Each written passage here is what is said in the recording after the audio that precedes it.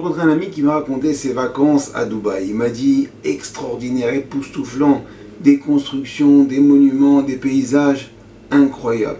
Il m'a dit mais le clou du voyage, c'est lorsqu'on a pu rentrer, on a eu le mérite, le srout, de rentrer dans la maison du roi, dans la maison de l'émir. Il m'a dit ah bon, il m'a dit regarde, je vais te montrer des photos. Alors il me dit ouais, je peux te montrer des photos parce que même ma femme, elle était tsanoua, elle était bien habillée. Je lui dis ah bon, pourquoi? Il m'a dit bah t'imagines bien que pour rentrer dans la maison du roi, il faut être bien habillé, il faut être habillé convenablement, les hommes et les femmes. Il dit, il n'est pas question de rentrer n'importe comment. Je lui dis, t'avais prévu le coup, t'avais ce qu'il fallait. Il dit non, mais ils ont tout prévu. Juste à côté, il y a une boutique où tu peux acheter des vêtements jetables, pour pouvoir rentrer dans la maison du roi.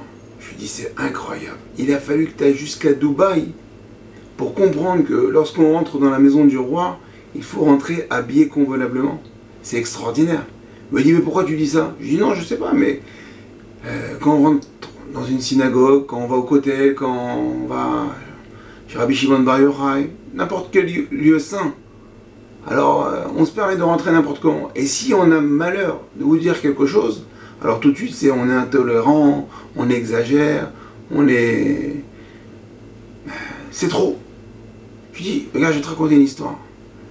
J'ai entendu du fils du Rav ces trucs, Zatzal, c'est bientôt Seïloula, que lui, lorsqu'il était jeune, il n'a pas eu la chance de grandir dans un milieu religieux.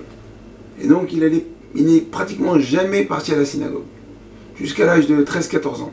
Et à 13-14 ans, lui, il faisait partie des scouts, et les scouts, c'était le vendredi après-midi. Et là-bas, il y avait une bande qui me dit, bon, vous savez quoi, après les scouts, on se rend à la synagogue vendredi soir. Et lui, il est parti directement des scouts, habillé comme un scout. Alors, la tenue du scout, c'est quoi? C'est chemise courte et petit short, petit bermuda. Il se rend à la synagogue, et là, il y a un monsieur qui l'interpelle et dit, écoute-moi, jeune homme, on rentre pas comme ça à la synagogue. On rentre pas habillé comme ça, en cette tenue, à la synagogue. Il dit, ah bon? Moi, alors, le jeune Joseph Citruc est sorti de la synagogue, est rentré chez lui, s'est changé, a mis un pantalon et est revenu à la Beth Knesset. On comprend pourquoi le Rav Citruc est devenu le grand Rav Citruc, le grand rabbin de France, celui qui était à l'écoute de tout le monde. Pourquoi? Parce qu'il était capable, lui-même, d'écouter la remontrance. Il ne s'est pas révolté, il n'a pas crié, il ne s'est pas vexé. Non, il a compris que dans un endroit saint, dans un endroit où réside Akadosh Baruch Hu, dans un endroit où je vais parler avec Akadosh Baruch Hu, alors il faut venir habiller convenablement. Alors Bezrat Hashem, que nous aussi en ce mois des Louls, on prenne des bonnes résolutions dans un Beth Knesset, de se comporter comme il faut, de ne pas parler avec son voisin, de ne pas parler au téléphone, d'éteindre son téléphone, et évidemment d'arriver habillé convenablement comme il se faut selon les règles de la Tzniut pour les hommes et pour les femmes. Alors je vous dis à très bientôt, Kol Tov.